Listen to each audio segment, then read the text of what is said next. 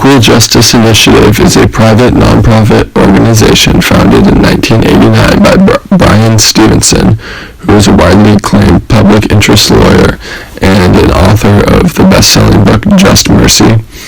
The Equal Justice Initiative is committed to ending mass incarceration and excessive punishment in the United States, specifically regarding racial and economic injustice, and its main goal overall is to protect basic human rights for the most vulnerable people in American society. The Equal Justice Initiative works with people on death row and people who are facing excessive punishment based on racial or economic injustice, and they help provide reentry services to people who were formerly incarcerated and have lost their knowledge of how society works. So they help them get back into the world and make that transition from prison to the world.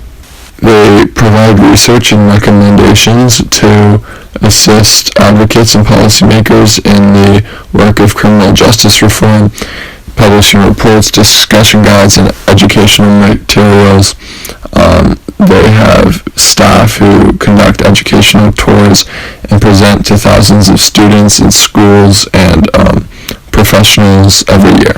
The Equal Justice Initiative has many subsets in which it focuses its work. The Equal Justice Initiative challenges excessive sentences and advocates for sentencing reform, including abolishing the death penalty, restricting the use of life without parole sentences, abolishing truth in sentencing and three strikes laws, encouraging parole boards to release people, eliminating mandatory minimum sentences and habitual offender statutes, and allowing the elderly prison population to return home. In Alabama, Equal Justice Initiative won relief for dozens of nonviolent offenders who were sentenced to die in prison under the state's Habitual Felony Offender Act, which mandates life without parole for a fourth felony, even if it is a nonviolent crime. Out of all these subgroups, I have chosen to focus on poverty and false accusations.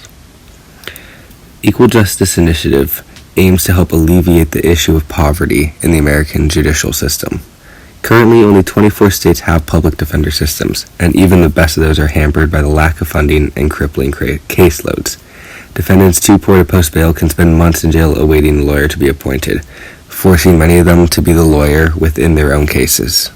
Most fitting is the False Accusations Department. Since 1989, 337 people have been exonerated through DNA evidence, revealing a system replete with defects that have led to tens of thousands of wrongful convictions.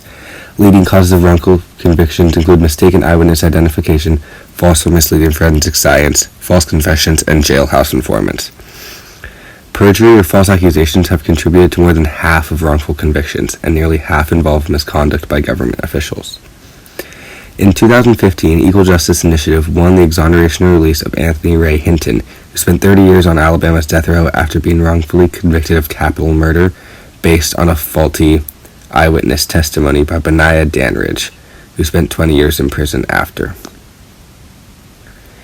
Later, Equal Justice Initiative won the release of Diane Tucker, an intellectually disabled woman wrongfully convicted of murdering an infant after obtaining medical evidence that proved the baby never even existed.